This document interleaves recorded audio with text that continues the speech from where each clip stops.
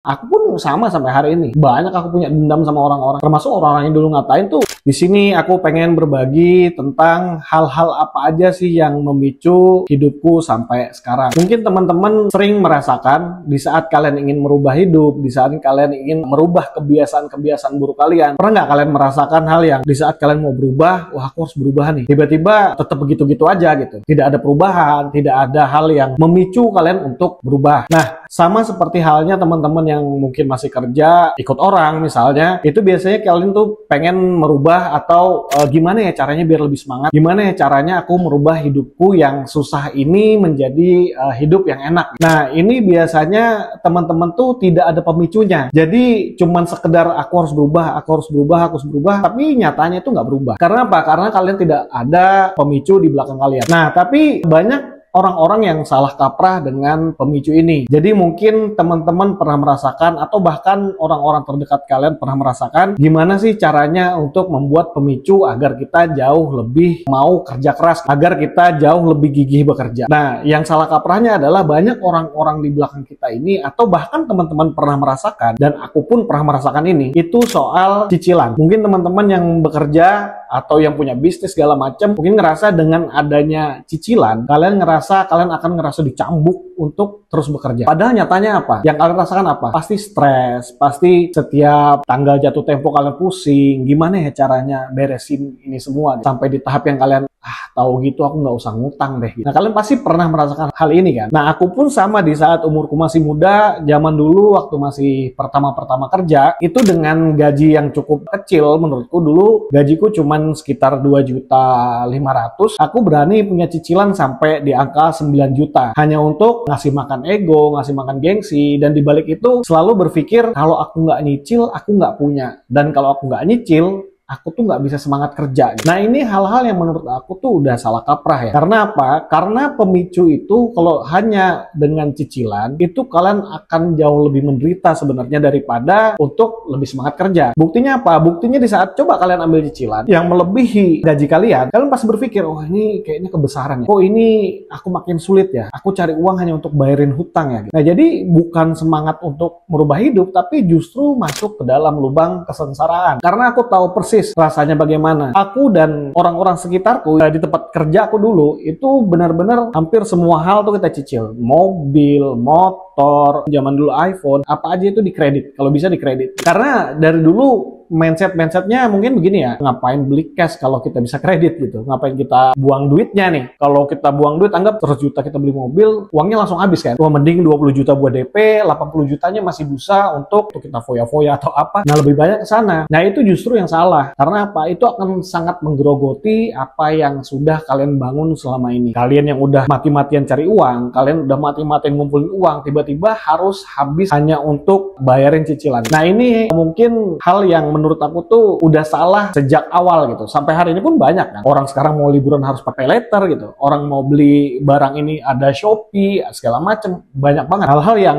menunjang kita untuk berhutang gitu. Sementara itu adalah hal-hal yang bisa ngambil semua energi kita. Akhirnya kita bukannya makin semangat, tapi makin malas. Karena ngerasa kok ini nggak berhenti-berhenti ya. Ada terus cicilan. Dan di sini aku pengen coba bagikan ke teman-teman gimana caranya membuat sebuah pemantik untuk semangat yang sudah redup. Mungkin teman-teman juga ngerasa kok sekarang aku tuh ngerasa redup ya, aku bingung nih mau ngapain, aku bingung segala macam. Coba kalian pikirkan hal-hal yang menurut kalian tuh paling ngerasa nih aku nggak bisa nih kayak gini nih, aku harus berubah. Entah itu keluarga, entah itu anak, entah itu istri, entah kalian ngelihat di saat mereka makan susah gitu, kan itu jadi pemantiknya. Itu bisa teman-teman. Di saat kalian ngerasa kalian beli beras aja nggak bisa, itu bisa jadi pemantiknya. Jadi jangan kalian berpikir kalau tidak ada uang tuh kalian harus langsung pinjam uang gitu, atau pinjol segala macam untuk nutupin semuanya. Itu nggak bisa teman-teman. Kalian coba rasain dulu. Di saat susah itu rasain semuanya. Wah, aku nggak bisa ya, beli token listrik aja harus yang 25.000 misalnya. Aku nggak bisa nih kayak gini nih. Nah, itu biasanya jadi pemantik ya teman. Jadi kalau aku sendiri, aku sangat ngerasakan sekarang itu berubah karena banyak hal di belakang yang udah terjadi. Jadi bukan tentang soal hidup yang susah, tapi banyak hal seperti makian orang, cacian orang, bahkan orang-orang yang merendahkan, itu yang jadi pemantik hidupku sampai sekarang. Nah, itu kalian bisa pikirkan di belakang kalian, apakah kalian ada merasakan hal-hal seperti itu, hal-hal dihina-hina orang, kamu susah, kamu gembel, kamu nggak usah, kamu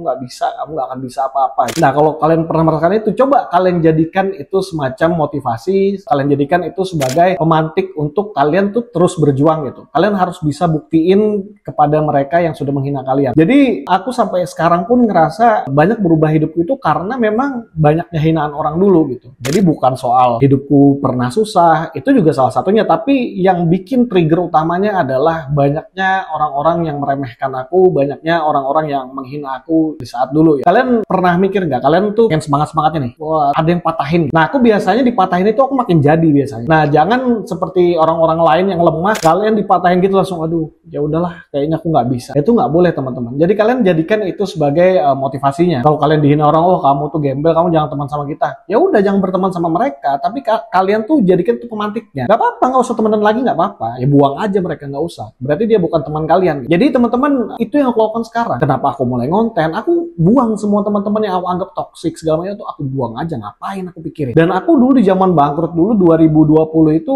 kalau kalian tahu, aku bener-bener yang aku ngapain ya? Aku bisa ngapain lagi nih? Nggak bisa apa-apa. Terus teman-teman di luar sana yang dulu banyak aku sering bantuin, itu malah yang ngomongin aku di belakang, hina-hina aku di belakang. Nah disitulah aku tahu dari sekian banyak teman yang aku punya itu mungkin sekitar nggak sampai 10% lah dari total semua teman itu yang bener-bener tuh jadi temanmu, yang bener-bener yang support kamu, yang bener-bener yang care gitu sama kamu. Tapi teman-teman yang lain itu udah lupain aja. Itu yang aku lakukan sekarang. Aku tuh udah lupain semuanya. Ya kalau kalian nggak mau berteman ya udah nggak apa-apa, ngapain aku juga repot. Bayangkan dulu aku juga pernah ya, aku ke suatu tempat. Planningnya adalah cari tempat untuk bikin kedai kopi waktu itu. Bikin kedai kopi di satu tempat yang tempatnya rame banget. Di situ aku satu waktu datang. Dengan memang nggak ada duitnya terbatas lah waktu kami mau bikin kopi itu. Aku datang itu, bayangkan ya teman-teman, itu dari jauh tuh udah teman, ada salah satu orang lah yang udah nggak aku anggap temen juga. Jadi dari jauh tuh udah, wah ini si Aib nggak ada duitnya juga, ngapain kesini? Dan itu didengar banyak orang. Dan apakah aku marah? Enggak. Cuman aku jadiin itu semacam pemantiknya aja. Ya kamu nggak mau berteman karena aku nggak punya apa-apa, ya nggak apa-apa. Tapi itu yang jadi bahan bakar untuk aku terus kejar gitu. Untuk aku merubah hidupku. Aku cuma bilang suatu hari aku pasti berubah. Aku nggak akan begini terus. Nah itu pemantik yang harus kalian punya. Jadi apakah boleh kita dendam dengan orang-orang itu? Kalau menurut aku ya, dendam itu nggak apa-apa. Selagi kalian punya dendam itu hanya untuk kalian tuh bisa grow gitu. Kalian bisa berkembang terus. Nggak apa-apa.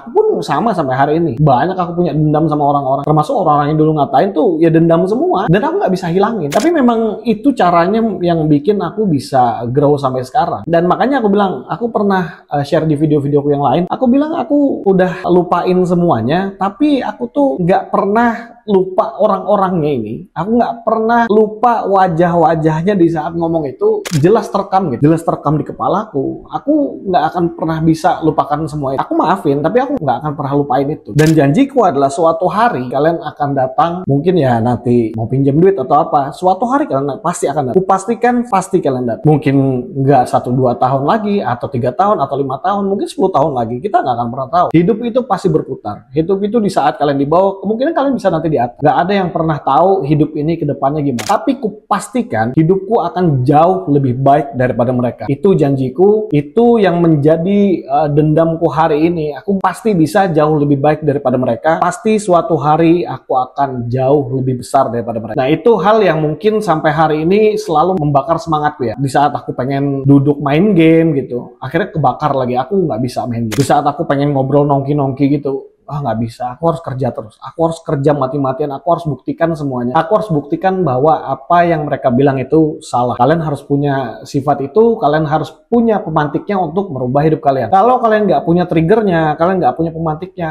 hidup kalian pasti akan di situ-situ aja.